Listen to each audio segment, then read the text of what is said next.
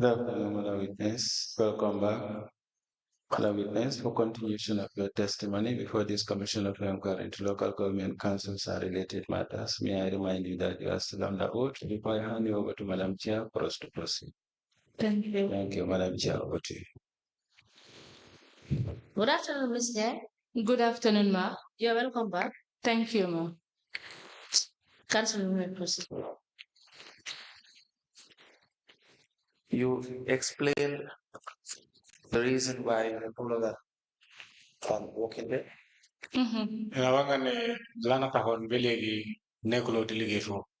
Wow. Yes. Now, let's start by or with the time you were working as a procurement officer.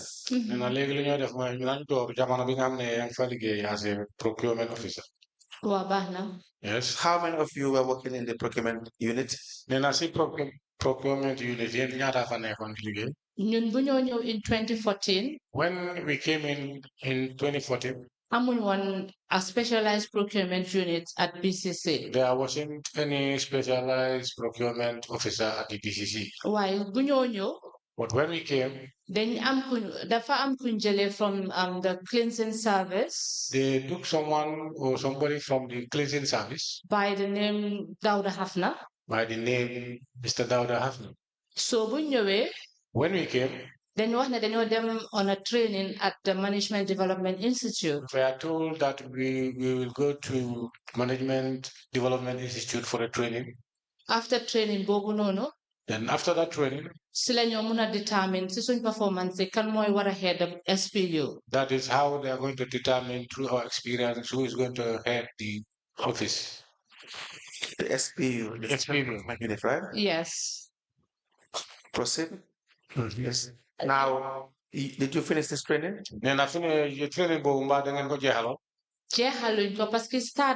No, we did not finish it. We started it at a certificate level. Up to a certificate level. Exams. And when we went up to, we need to do our examination. The course coordinator by then. What the course coordinator at the time. Mention sun turine come sun institution from Funjoge council. He mentioned the two of us that the council we came from. Institution fees. They did not pay for our school fees. And that was the very day that we should start our examination. Why come small colleague the faneka that shy type? But that of my colleagues, he was in a high type. So man don't work on behalf of him. And I was working on behalf of him. So no line course coordinator. Very well. Please listen to what she is saying and you translate it as she said. Very well. Thank you. Please. Go ahead. Said. No line course coordinator be nekon you bala you sit full exam before that day. That is how I appeal to him so that we can be able to sit for the examination. So you watch it. When we close, you them back to council. Then we'll go back to council. You report issue. There we can report our issue. The course coordinator be moment nangulon na nyuko. But the course coordinator too, he agreed to that. When we finished the paper, we then went. Knew them to the Director of Finance. We went to the Director of Finance. Mr. Abdullah Nyang, who was the then Director of Finance. And Abdullah Nyang, he was the then Director of Finance. So no len pleaded at more. That is how we pleaded with him. CEO. And he directed us to the CEO. So there was the communication who transpired between Mom CEO and the then Director of Administration, Mr. Njie. A communication that transpired between the two, the CEO and the Director of Finance. And I think that there was a but you're not the Director of Finance, the Director of Admin. The Director of Admin. Very well. So sorry. You are having challenge, we can suspend the sitting because if you don't translate correctly, we will not have the record. It's okay. It's all right. Because you will have the records recording what she said and you translating something in a different way. Thank you, ma'am. Very well. Go ahead. Legal communication, before a communication through pull them to the institute, Management Development Institute. And I thought there was a communication that they did to the Management Institute. Léegi ñu bàyyi ñu def suñ exams yi. And there they left us to go ahead with our examinations. Why after loolu. From there, after that, when you proceed to the next level. Allowed us to proceed to the next level. Ak pour ñu def suñ external examinations. And for us to do the external examination. After defee suñ certificate at MDI. When we did our certificate at the MDI.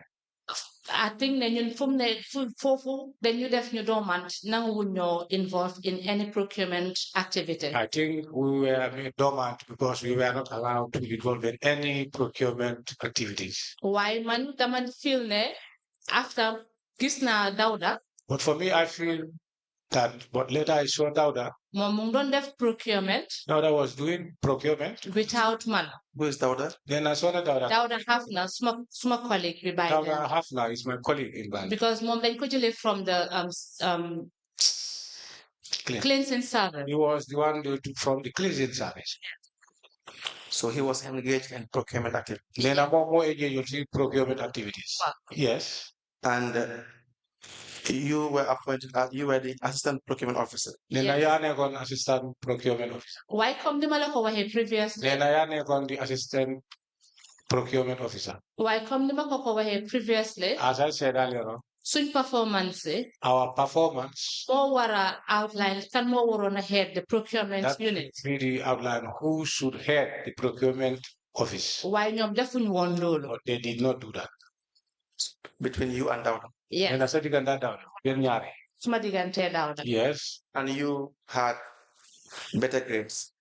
Exactly. And I got grade you ba. Waaw mooy lu am. Yes, that's correct. But Dawda was the one who was appointed to be your senior. Exactly. Now I call Dawda like yellow you take Osaka. Wow. Yes. So what was he at the time? A procurement officer? He was the procurement officer. Yes, he was the procurement officer at the time. And do you know why? Then I'm having a town. Did it not to my knowledge. No, not to my knowledge. All right. Now you became the procurement officer. Sorry, assistant procurement officer, and Dawda was the procurement officer. Then I kon acting or assistant procurement officer. Dawda mo kon procurement officer. Wow, noonu la ko gaay doxalee woon. The boss. Was there a contracts committee? Nena da ngeen fa amoon contracts committee. Wow, amoon na a contracts committee. Yes, we do have a contract committee. In every contracts committee. In every contracts committee. Procurement officer will. The procurement officer. More they serve as a secretary to the contracts committee. Do serve as the secretary to the contract committee. Okay. And was this contracts committee meeting? Nena contract committee we dañ am meeting frequently. Wow, contracts committee bi dañ dey am meeting while nekku ne dañ dey involve the procurement actors. Yes, they do have meetings, but they don't involve the procurement officers. What do you mean by that? Is Dawda John? Is it Dawda John? Dawda Hafna. Hafna, sorry. Is Dawda not part of the contracts committee? Nena Dawda Hafna mo bokku ci contract committee. By then, not to my knowledge, how man that Mungi wants the contracts. At that time, to my knowledge, I don't know whether he was in the contract committee or not. Now you explained there was a period in 2019 that you were dormant, not doing anything. There was no work allocated to you. At some point, you had an encounter or you met Fatou Tall. Then I wanga on 2019, the family jamano bing hamne da dormant because of amlo ning hamne bala jokunya yon pungel ni wa feka na fo kunyewa. Fatou Tall, the deputy CEO. Fatou Tall, my deputy CEO. You are very right. Linga wa moy dega. Yes, that is true. 2019. 2019. Dama dormant on the well before Loro Lasa. I was dormant, but that was even before that. More well before mom Fatou Tall they know to the council. This was well before Fatou came to council. Why mom bim ñëwé? But when she came, dafa gis ne I was dormant. She realized that I was dormant. So mu oma engagement. She then called me and engaged me. Si office mayor. In the office of the mayor. So sila ma laaj. There she asked me. Ma wakos ma constraints ma go through council. I then told her all the constraints that I face in council. Mo like my qualifications. She then asked me about the qualification that I have. Ma wak la achieve. And then I told her all the qualifications that I acquired. Sila dealing up to more. Then that she took things into her hands. Mo binda a memo. And wrote a memo. To all user departments at the council. So that she can serve it to all user departments in council. And did that change the situation? Situation. Did it? No. Situation be changed. Still the situation was not changed. Parce que bina na two memos la bina sa not only one memo, nyari memo la She bina. don't even end up writing one memo, she wrote two memos. At some point as well, there was the issue of your movement to the Ostend project, to the Ostend Coordinator's Office. Chairman of the Tapita, the move for the office. Ostend Coordinator's Office. Ostend Coordinator's Office. Can you explain that? Then I'm going to Wow, then ma redeploy on. Yes, I was redeployed. Being as a procurement officer. Being a procurement officer. To the rates office. To the rate office. While lulu yep am la luko sabapon. But all that there was a cause. Parce que dafa amon lu transpire. There something had transpired. Suma digante at the then CEO. Between myself and the then CEO. Concerning about a particular procurement. Concerning about a particular procurement. Is that Mustafa Bachili? Yes, it's Mustafa. Mustafa Bakila. Wow, Mustafa Amara Bachilila. Yes, Mustafa Amara Bakila. Please proceed. Then I'm going to continue. Wow, true Lolo. That procurement go on. It happened that there was a procurement that we had. Parce que dañ ma bind a memo. I was written a memo. On the 23rd of June. This was June 23rd. Concerning a tendering of a procurement. Concerning tendering of a procurement. Procurement involved $13 million. And that procurement involved $13 million. For the procurement of the trash bins. Trash bin. And that was the procurement of the trash bins. Wow. So when we're in Paskiman, Musudma invited to contracts committee. But for me, as I said, I was never been invited to the contracts committee. They can prior to that. Ñom dañ defoon seen li naka la tuddaate defoon seen bidding documents yëpp ñu send ko to GPPA. They prepared all their bidding documents and sent it to the GPPA. Loo xam ne GPPA dañ ko turn down. And that was turned down by the GPPA. Parce que there was upfront a proper procurement plan. There wasn't any proper procurement plan. The amount to entail for procurement rate. And the amount entailed for the procurement. Loolu dafa waroon a nekk loo xam ne it was bid for tendering. Dafa waroon a nekk an open tendering. That should be or supposed to be an open tendering. Can you remember how much it was? Sorry. Like I said before, 13 million. As I said before, 13 million. All right. Please proceed. Léegi buñ demee GPPA gars dañ turn down seen léegi naka la tuddaati procurement process way. So when they went to the GPP, it was turned down. Their procurement was turned down. Parce que specifications suñ joxe woon. Because the specification that they have given. Correct to turn. Was not correct. 13 million bi mooy woon pour trash bins while the procurement should have the foreign and a trash bins at trucks. 13 million. Trucks. That's good. 13 million bi dafa war a nekk pour trash bins. The 13 million they're supposed to be for the trash bins. While the procurement we might invite for new discuss on at the contracts committee. But the procurement that I was invited to the contracts committee to discuss. Corona neka pull 3 trucks. It should be about it should be about the 3 trucks. 3 trucks at 13 million warona neka the cost for the trash bins. 3 trucks at 13 million at the cost of the trash bins. Man time GPPA torn down. But at that time I wasn't aware that it was torn down by the GPPA. Because GPPA felt there wasn't the involvement of the procurement officer. Because the GPPA they realized that there wasn't any involvement from the procurement officer. So you call me in. Then I was invited or called in. léegi buñ demee di def deliberation on meeting na naka la ñoo liggéey ma gis So when we specification go and make deliberation about the meetings, I then realized that specification it was copied and pasted from KMC's specification on their trucks. specification was copied and pasted from KMC trucks. So man it ma bañ ne loolu waruta am. I then refused or said that that shouldn't happen Parce que ñu dañ war a def suñ own specification. because we should do our own specification. You invite the user department that is going to use the trucks. Then we invite user departments, those supposed to use or that's supposed to use the trucks. Parce que in case there is a breakdown, But in case if it happens there is a breakdown, that user department ñoom ñoo war a ñëw pour seet ne lii ak lii moo yaamu so ñoom ñoo war a serve as ñoom suñ advisor. that the user department should come and tell us what happened or what we should do to the trucks. So there should be the advisor. ne boobu sax agree woon nañ. And that was agreed. You invite the mechanic. We to invite the mechanic. While coming to the trash bins. But when it comes to the trash bins, parce que there is this particular supplier or should I say a vendor. There was a special vendor or supplier. Special vendor or supplier. Kuñ tuddee Keba and Sons. By the name Keba and Sons. Keba and Sons boobu turam. That Keba and Sons name. Dafa bari loo xam ne comme mun naa ne tur household name la in Banjul City Council. It's just like a household names in Banjul City Council.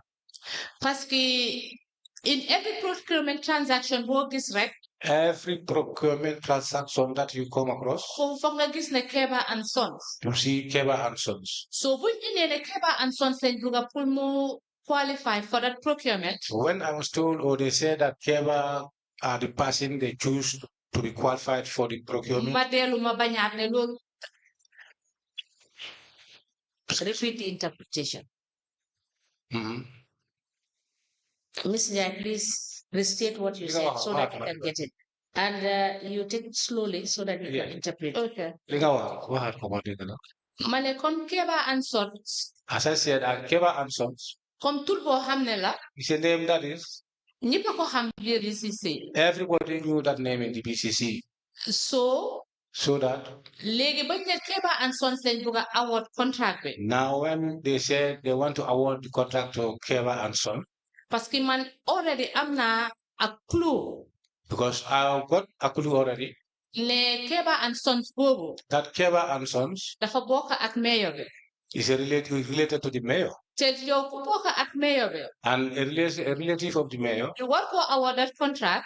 To do the award of a contract. It's a conflict of interest. That shows that it's a conflict of interest. Sorry, let me cut you. Shall you mean the mayor is a Banjul?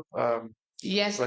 Yes. And mayor uneka Banjul jigen bi bobu nga married law. Wa kooku lay wax the mayor of Banjul Rohey Malick. Yes, Rohey Malick Law. That's the person I'm referring to. The mayor. It's procurement. And in procurement.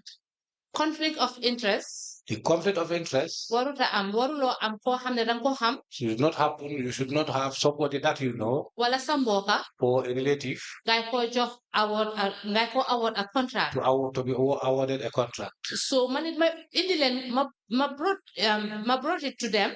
I then brought it to them. Ma question the CEO. I then questioned the CEO. Ma ne ko why Keba and Sons? I then asked him why Keba and Sons. Parce que it should have been open tendering. Because this should be an open tendering. Parce que 13 million, it has gone beyond the threshold. Because 30 million is beyond the threshold.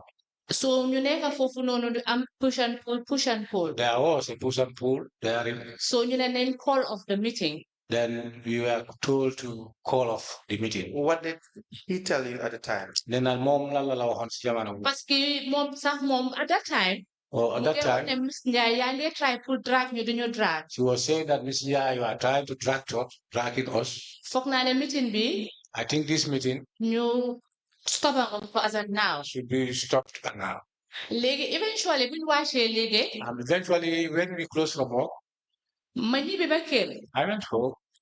Ma am a call. I then had a call. It was from the CEO. And this call was from the CEO. Mu call ma. Mustafa Bachili? Yes, Mustafa Amara Bachili. That's correct, Mustafa Amara Bachili. Proceed. Léegi bu ma calling. When he called me, Mu ne ma Miss Njie. he said to me, Miss Njie, Dañ la soxla si office bi urgently. we need you urgently at the office. Ma ne ko mbaa jaama. I then said to him, hope is peace. Mu ne ma just ñëwaat rek. He said to me, just come. Parce que Banjul laa dëkka. Because I'm a citizen of living in Banjul. So ma ne ma delluwaat si office bi. Then I went back to the office. Ma delloo si office bi. When I went back to the office, Ma fekk ko moom ak Katim Touré.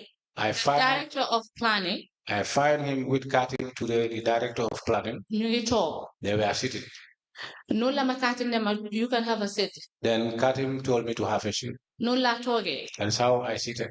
Bi ma toogee. After sitting, Katim a door wax bi. Katim started talking. Mu ne ma yow danga fi nekk waaye nekkuloo fi de only xale. He said to me, you are here, but you are not the only young or child here.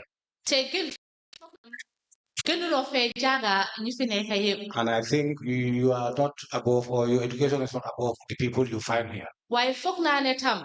But I think so. Danga war a ñëw to terms with what we want. You have to come in terms with what we want. Waaye the then CEO. But the then CEO. Comme moom as usual rek mbiram bëggut lu na gaaw rek fat. As usual, because he always thinks things to be quickly done.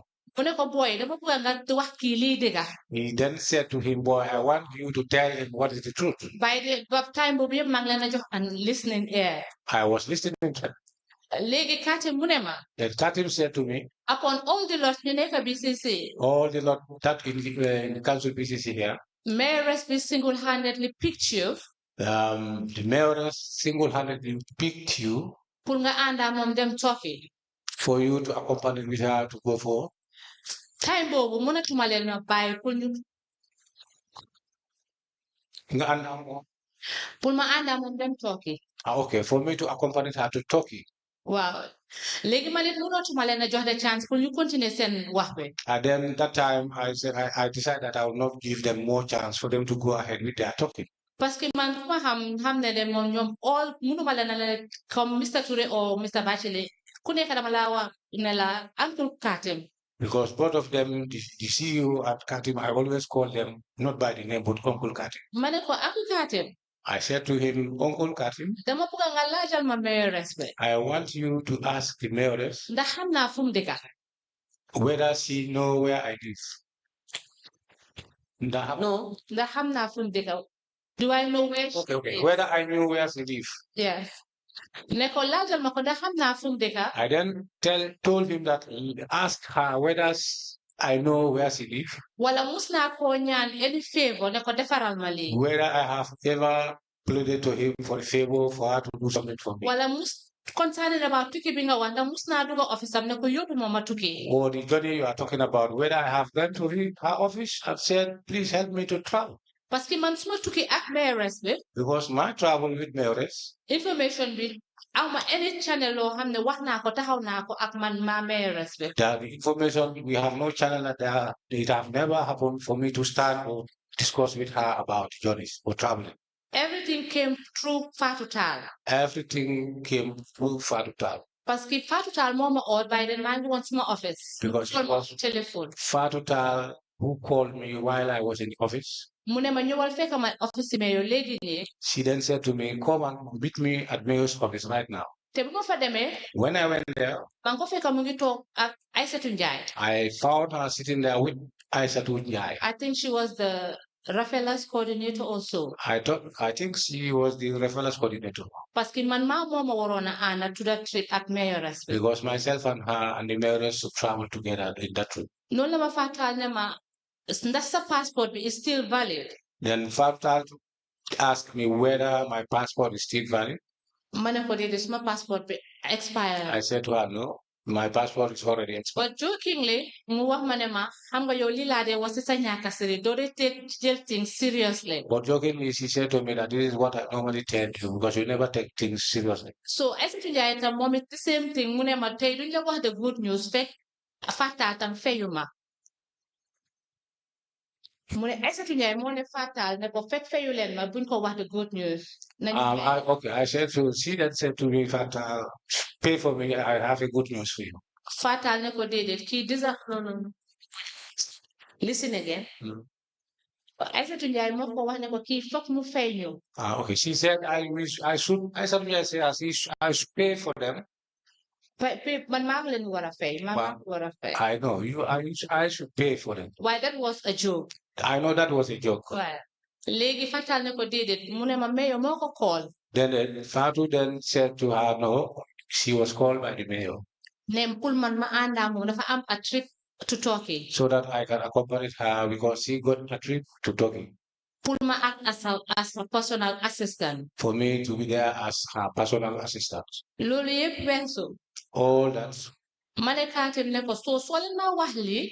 So I said to Katim, if you people are telling me this, dafa mel ni da ngeen ma bugg a bribe for something. that means it seems to me you people want to bribe me for something. Mu ne ñoom seen oo biñ ma oo foofu noonu. And she said to me, the call that we met you this year. Loolu si baati Mustapha Bachili mooy the then CEO moo ma wax loolu. That is from the then CEO Bachili, is the one who told us that. Mu ne mayor moo ne kenn mënut a challenge autorité am. And that Mayor said nobody can be able to challenge her authority. Parce que dégg na lu xew si meeting boobu noonu. Because she had what happened on that meeting. Te moom mënut a boot ku am dëgg si gannaawam be. And she cannot be able to help somebody who have. No. Repeat that portion. Ne mayor mu ne mënut a boot ku am dëgg si gannaawam be. May I be guided? Say, let the commissioner. May I be guided? She not put on her back somebody who's got tongues. Tongues, very well. That's chunky. Mu ne mayor mu ne mënut a boot ku am dëgg si gannaawam be. Very well. Te man maa ngi bugg a nekk an obstacle. And she said that I want to be an obstacle. So moom Mustapha Bachili, the then CEO. Then Mustafa Bakili, the then CEO. Mu ne xale bi daf ñu pare yam. Said to me that what this child want to belittle us. Parce que dama bugg a comme ku war a nekk na an obstacle ku bugg a stand through their fortune. Because she seems to be an obstacle who want to stand in our fortune. Why mom did not try to give some of my family members more okay? He said he will try to see some of my family members. Ma delluwaat tontuwaat ko ne ko. I then repeated an answer to him that. Ma ne ko yow foo war a dem sax foofu fanaa ne mooy gën a métti si suma family. I said to him that wherever you wish to go, I think that must be the hard place in my family. Parce que man foog naa ne man dañ ma yaakamti te dañ ma eb. And I know for me, they are bugging me. So every day, every blessed morning, to step out from suñ kër war a liggéey. And every day when I'm stepping out from our home to work, am na lu ma suma yaay dee wax. my mother always tell me something. Te moom dafa jaar si place boobu. And my mother have been and te waruma steen turam. And I don't want to stain her name. So ma loolu moo nekk si man. That is what was in me. So waree dem foofu te yow war ngaa gën a xam kan moo ma jur. And if you want to go there, you should know. You should better know that who wants me or who is my mother. Ma ne ko foofu moom is an out of bounds. And I told him that is out of bounds. So mu ne ma yow Miss Njie mu nga ñëw excuse nga dem parce que yow sa oola fii tam amut njëriñ foogoon nañ ne suñ la ooyee mun nañoo am na ku ñëw mun a waxal koo xam ne dafa gaaw a reason waaye yow pare buloo ko. She then said to me, Mr. Njie, I think it's better for you to leave because I think that you should be somebody whom if people talk to you, you will hear what people have said. Te man foofu laa believe ne. And from there, I believe that. That's my story. About my story. The dark story bu ma am at BCC. That is the dark story that I have at the BCC. Foofu la emanated. That is emanated from that. Yes, definitely. You have all the rights with your experience to say that the dark story probably started with the encounter you had with Njie. No. Mr. Katim Ture, the director of planning. And the CEO. Yes. Correct. Now, they saw you at the time as an obstacle. Yes, that's correct. So that's why the CEO said that you are the reason as to why they will not have their fortune. Yes,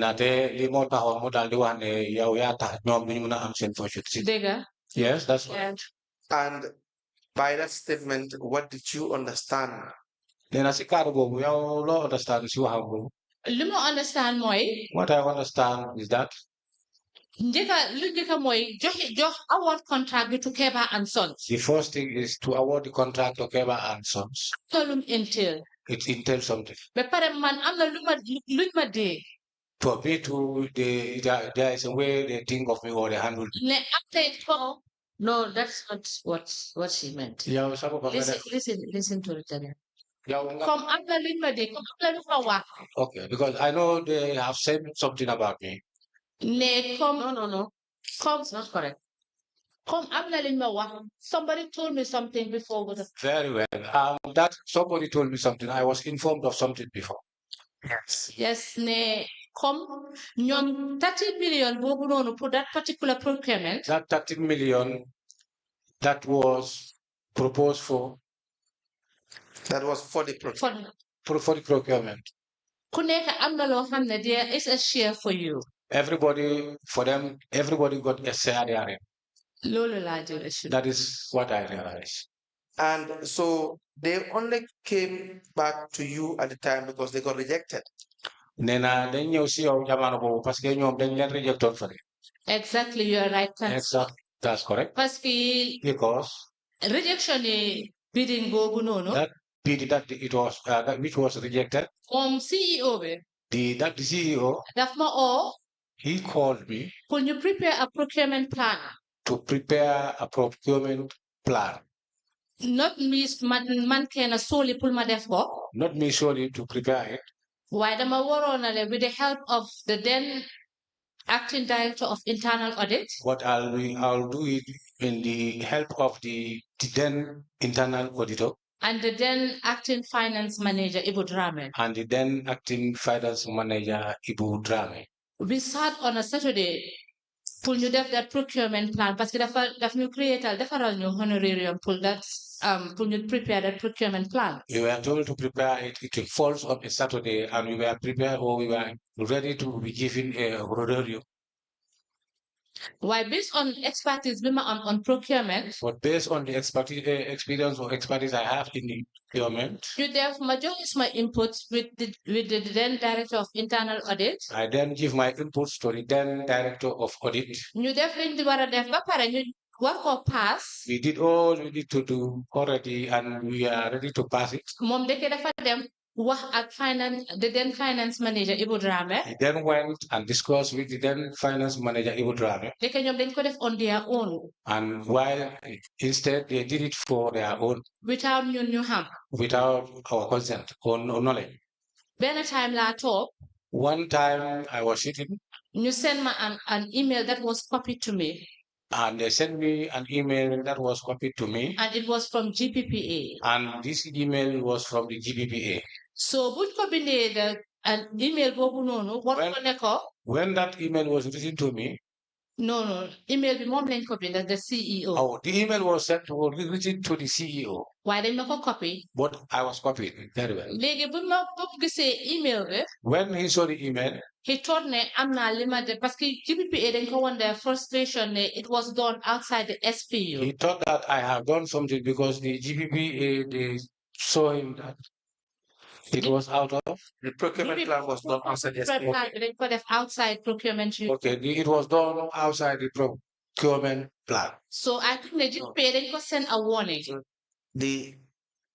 Am I right to say that what you have said is that the procurement plan was done outside the special procurement unit SPU? Correct? That's very correct. That's very. Please proceed. So, when he saw that, mo write back to GPPA. He then wrote back to GPPA. Showing them that an interference. I have an interference that I did. This is the reason, or that is why GPPA wrote that. GPPA wrote back to him. The GPPA then wrote back to him. One Konyam sent frustration in Banjul City Council under his leadership. Showing him that there are frustration in Banjul City Council under his leadership.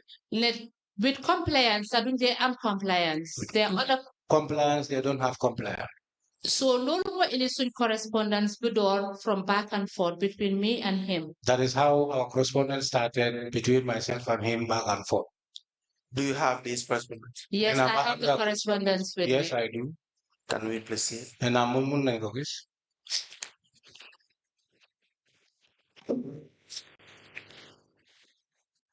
These are the two memos from Fatuta. Where the contracts committee meeting they called me for the 13 million. My redeployment letter. My indefinite suspension.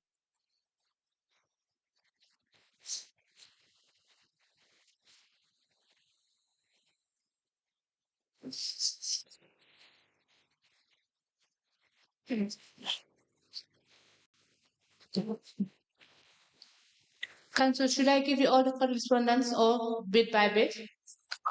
You can do it bit by bit as you state I've your mentioned evidence. about the memo that was written by Fatuta, the two Yes. memos. Yes. And this is the contracts committee meeting that he wrote, the memo that he wrote that I should attend the contracts committee meeting. Very well. And this is my redeployment letter. And I also have my indefinite suspension, or should I wait till I come? Yes, still wait to that point. How about the correspondence as well with GPPA? I'm having it.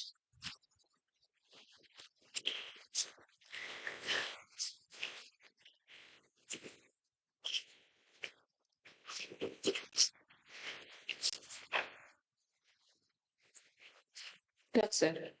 The ones with Mustafa Yes. Pachini, you have it? Yes, another one. Sir.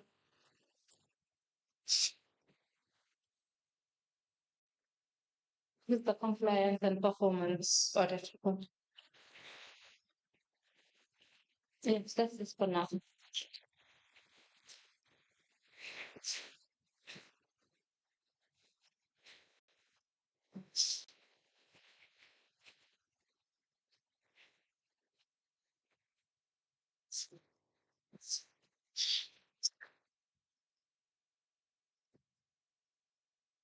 We apply, tender some of the documents mentioned via the correspondences between the CEO, the witness, and GPPA, and the redeployment letters as well.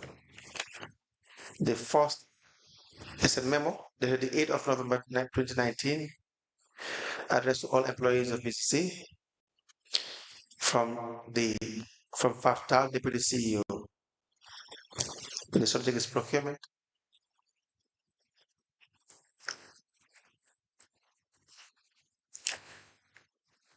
The second is also a memo dated 29th of November 2019 from the Deputy CEO.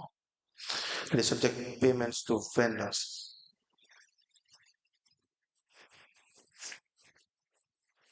We have contracts committee meeting where the various addresses were invited to the meeting 23rd of June 2020. The redeployment letter of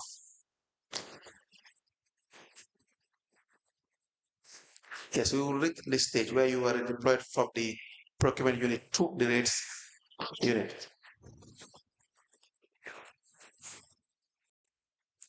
We have the annual procurement plan. The date is 26th of June 2020. The subject is BCC Annual Procurement Plan 2020.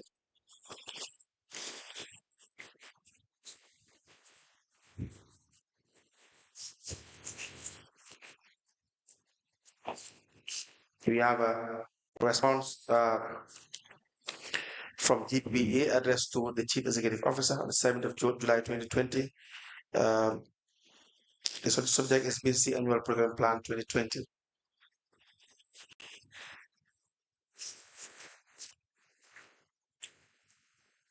Signed by Ibrahim Sanyang for the Director General.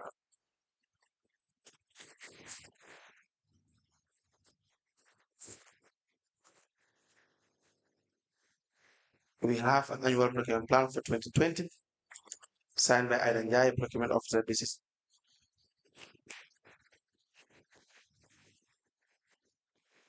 We have a letter addressed to the Chief Executive Officer, Banjul City Council. The date is 27th of June 2019, with the subject compliance and performance audit for 2017 to 2018 and 2018 fiscal year. signed by Jamila Unum, Director General. All to be admitted into evidence and marked accordingly.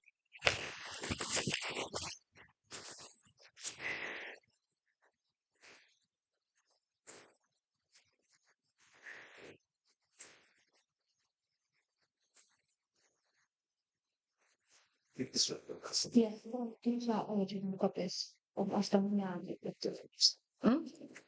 Okay.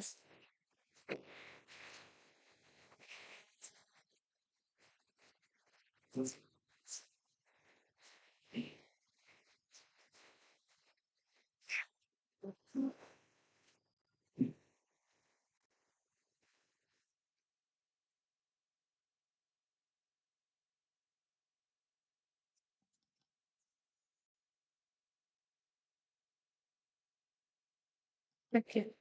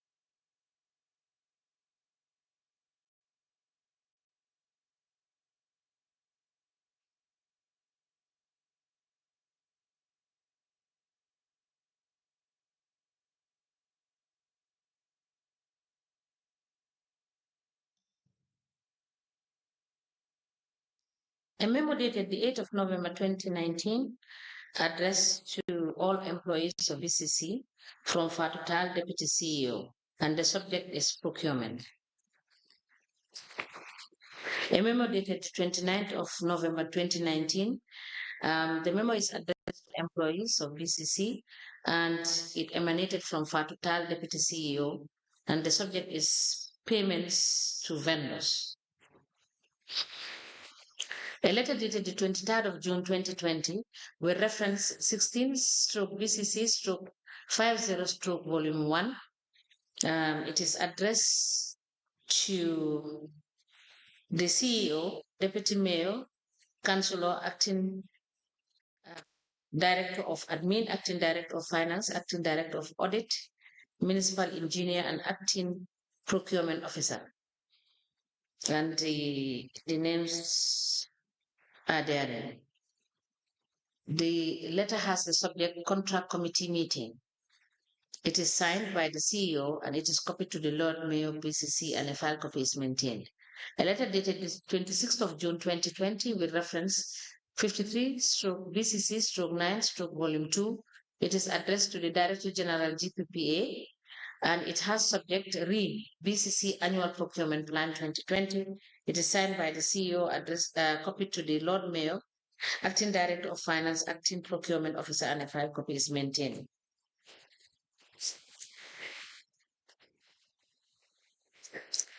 A letter dated the 27th of June 2019.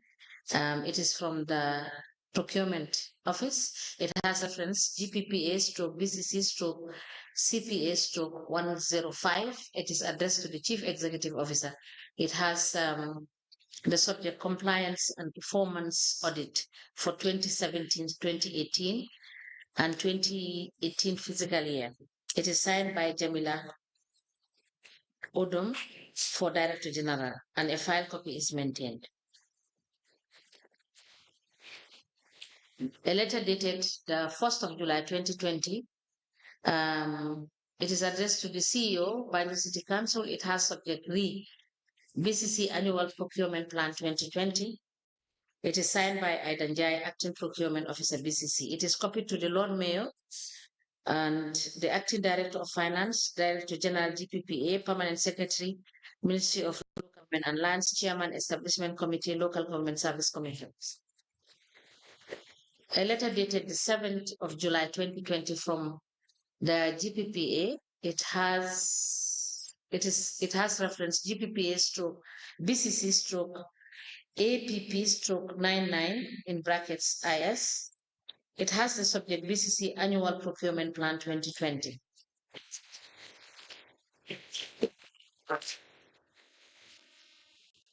And attached to this letter of the 7th of July 2020 is a letter dated the 11th of February 2015 with reference GPPA stroke BCC stroke 17. It is addressed to the CEO Banjul City Council with the subject recommendation to request a training. It is signed by Samuel D. Mendy for Director General, and a file copy is maintained. Further attached to the said two previous letters is a letter dated the 21st of January 2015 with reference 96 stroke BCC stroke 19 addressed to the Director General GPPA, and it has subject Annual Procurement Plan. It is signed by the CEO. It is copied to the Lord Mayor, BCC, Director of Admin, BCC, Director of Finance, Chairman, Finance Committee, and file copy is maintained. These documents are admitted together in a bundle as exhibit in evidence, and they are marked as LGC/BCC/IN/003.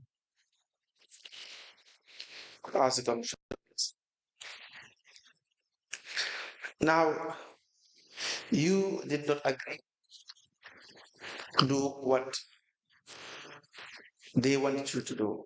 I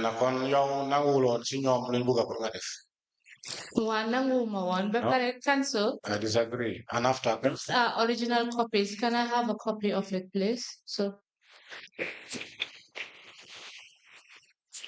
for the purpose of the records, Mr. Interpreter? Yes. These are original copies. Can I have the original copies, or can I give you photocopies? Yes. You can make the application to the Commission to the Chair. Madam Chair, those are original copies. Can I have a copy of those documents? Yes, we have admitted the original copies. I will direct the registrar to make copies available to you. All right, thank you. Mr. Registrar, directed to copy this exhibit LGC/BCC/IN/003 and provide the said copies to the witness.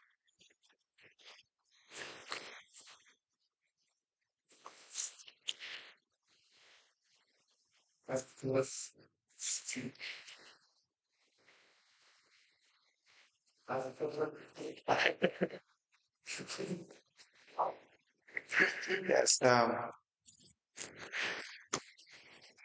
I will read one of the letters that you wrote to the Chief Executive Officer, Mustafa Bacheli. Jangal ben letter bi nga xam ne yow sa bopp yaa ko bind si executive mooy Mr. Bacheli. It is dated the 1st of July 2020. Then 1st of July 2020. It reads, please allow me to, with courtesy, respond and make clarification on the above captioned issue in relation to the preparation and submission of a procurement plan prescribed by the GPPA as captured on the letter dated the 26th of June 2020. 26th of June 2020. Reference 53/BCC/9/2 addressed to the GPPA and copied to me, expressing my lack of commitment to my responsibilities. It is rather unfortunate that there is an attempt to tarnish my work ethics regarding the preparation of the procurement plan in question, when in fact I have nothing whatsoever to do with this at the latter stage. Please kindly refresh your memory when you personally called me on the fact that When convened on the 11th of June 2020, I did emphasize that it was safer and prudent to consult GPPA to acquire the standard and recommended template from them on all other necessary guidelines to make sure we comply in accordance with the GPPA procedures. Sir, you offered an incentive or honorarium for the 3 staffs involved as the acting procurement officer, acting finance manager, and acting internal auditor to work overtime and weekend from 12th to 14th of June 2020 to work on the procurement plan. If you could please further recall, I had to insist on visiting the GPA office for consultation and advice. In fact, you instructed your driver to take me to GPA, after much debate, when finally I was able to convince you to instruct your driver to take me. Sir, please recollect my visit to GPA, which was very fruitful, since I was able to access the new and right template and guidelines for the preparation of the procurement plan, which I personally handed over to you, expecting that a meeting would be called or instructions given or even planned for the preparation of the procurement plan as per the template and guidelines. But nothing of that sort happened. I was therefore disappointed as usual and dumbfounded when I read your letter addressed to GPA and copied to me in reaction to your submission of a deficit procurement plan, which I have no knowledge of, nor did I have any final input in it, yet be blamed for a crime that was never committed. Furthermore, associating this to my lack of commitment to duty, with all due respect, sir, is a manifestation of unethical administrative value. Please take note that there is no material evidence or exhibit to pursue my lack of commitment to duty. And I can provide evidence demonstrating the frustration of former procurement officers for our institution under your leadership from the inception of the procurement unit in June 2014, which I was appointed as the assistant procurement officer. I count on your cooperation to follow GPA rules and regulations, which can help support and add value to my role as the assistant procurement officer. Yours sincerely, Njie, procurement officer BCC. Now, you wrote this to him. Nena, ni boy sa letter bingam ne yako bindon. Bako ko bindon. Yes, ko lim binda I wrote GPPA binda momu tonto. I wrote this letter to him to respond to the letter that he wrote to me after it was written by the GPPA. And this is referencing a letter that, yes, he wrote to GPA, correct? On the 26th of June 2020. Nena letter la bingam ne mom bindena ko GPPA bobu mo big bobu nga ko tonto no bingam ne bindena ko 26th of June 2020. Please Yes. right. Oy letter bimbina GPPA. That's Letter bimbina GPPA. Popula lublo la binda. That's the letter that he wrote to the GPPA. That is what he wrote. Wow, pull one a common suma incompetency ligebe. To show my incompetence in the work. Manit no la ko tonto pull one koneko moment lim def more jado lolo tak manit ma respond back to his letter. That is my response to him to show him that what he did was not right. Now, let me read the letter of the 26th of June 2020, addressed to the Director General GPPA Canberra VPKM. Says we BCC Annual Procurement Plan 2020. Attached to this letter is an email from the member of your compliance team on the above mentioned subject, copied to both the mayor and myself. We, however, regret the fact that this is officially unacceptable by the management of the country. As a channel of communication, I have written on 2 occasions to your institution looking for expertise in the preparation of our annual procurement plan and fulfill it in futility, especially in the absence of a specialized procurement unit. Some time ago, the senior procurement officer was successfully interviewed by the local government service commission, in bracket, body responsible for hiring council's senior staff members, but later rejected the job offer. The commission has still not filled the vacancies forwarded, which includes the senior procurement officer and vital to form the basis of a properly constituted SPU, as a Special Procurement Unit. In the meantime, we have to make use of an acting procurement officer who is totally not committed to the job, except for scouting invoices. As a form of compliance, we provided honorarium to the Assistant Procurement Officer, Assistant Finance Manager, and Assistant Internal Auditor team and meet the various section heads in the production of the plan.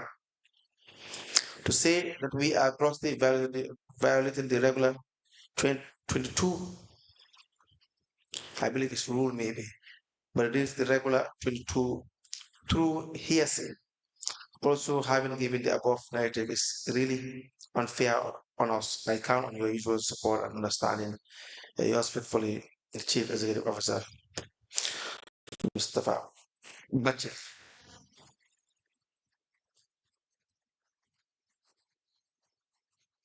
Now, GPPA responded, right? In 2020 days in email. Email like GPPA data send. It was the email that they first sent. Yes. The procurement plan. To see that the procurement plan. Outside the procurement unit. It was done outside the procurement unit. So more moving up. Right. Then he then wrote. Pull one and a man. To show that myself. It was a hearsay from Mawa GPPA in procurement plan we wasn't done in the procurement unit. That it was a hearsay from me that I informed the procurement that this procurement plan was done out of the procurement unit. So no labile pull turn to GPPA. That is how he wrote to respond to the GPPA. Manta mabinda.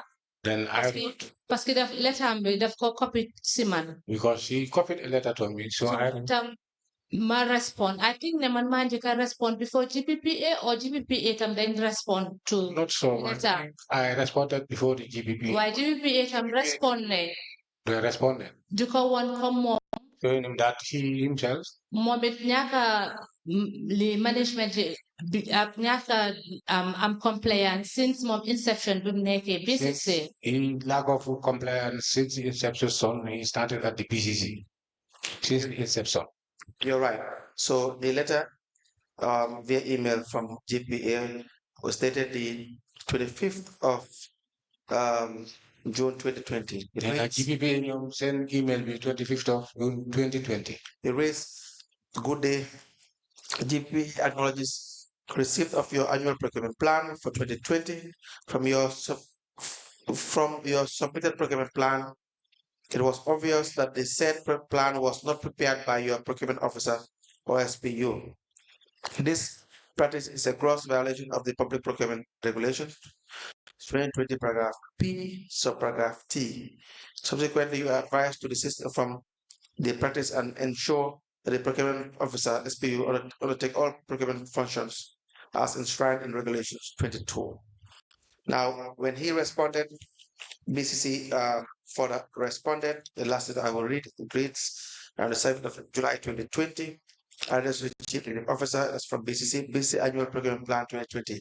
It says he made reference to the letter of the 26th of June 2020. It reads, first, your expression regret that you expressed regret that the Lord Mayor's was copied with our email dated the 25th of June 2020 and relates to captioned subject matter. Please be informed that the authority strongly disagrees that it was officially wrong for it to have sent a letter to the council and copied the Lord Mayor's. Secondly, remember that your procurement plan was sent via email and we responded to that email. According to our records, the Lord Mayor is being copied for almost all the letters or correspondences, including those coming from the council to the authority. Further, our correspondences with local government authorities, including KMC and other regional councils, their chairman or mayor are always copied, and therefore the BCC cannot be an exception. Therefore, it is in order to have copied the Lord Mayors. Second, you indicated that you wrote on 2 occasions to the authority for expertise in the preparation of your annual procurement plan in future. especially in the absence of a specialized procurement unit. Yes, we received these letters and we are really appreciative of your requesting for our expertise, as it is part of our mandate to train, guide, or provide clinical expertise to our stakeholders when needed. However, may I refer you to your letter reference 96/BCC/91, dated the 21st of January 2015. The Lord Mayor copied and I respond via letter GPPA/BCC/73, dated 11th of February 2015. The authority is so concerned with BCC's failure and refusal to comply with the GPA rules, regulations, and instructions, despite the authority having pointed out the specifics in all our previous compliance review reports. Areas of incorrect procedures which require transformation, as always, recommended to the concerned authorities during our exit meeting and further highlighted in the numerous compliance review reports of the past years. Regrettably, your council has been persistently non-compliant for the past 4 years, as can be clearly seen on the table below. 2015, the scores were 20%. 2016, the scores were 32%. 2017, 45%. 2018, 46%. We doubt even this percentage. We think it's about 10% or 15% based on the evidence we have seen in the commission, independent from the commissioners. Interestingly, the conclusion of each of our annual compliance review reports, among other non-compliance issues, we have been strongly recommending for you to formally establish a functional specialized unit and that immediate training be arranged for the officers responsible for procurement at your own request, but to no avail. Please note that BC is the only council without a functional SPU. Well, that's not correct. There are others that have no functional unit as well. The business should understand that it is using taxpayers' money and as it is obligated to comply with the GPA's rules and regulations. Given the volume of your transactions, the GPA will be more than willing to assist and set up and the letter goes on.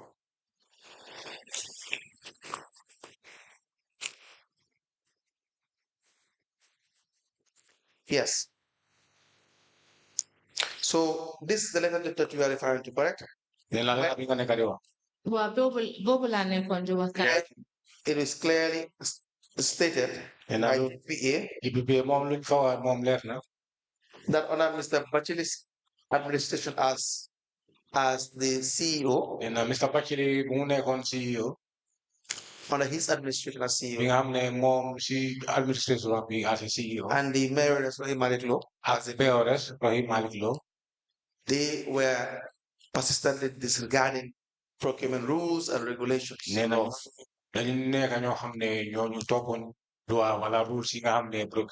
and rules. This is GPA's opinion. Opinion GPPA. And of course, their opinion is based on facts.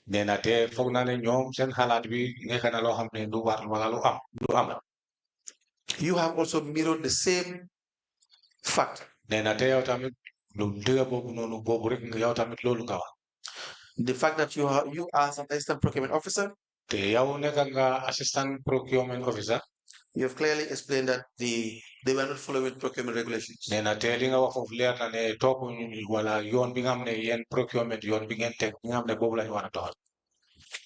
Correct? Wow, council, linga wako moedega. That's the truth. Yes. Miss Njie, Yeah.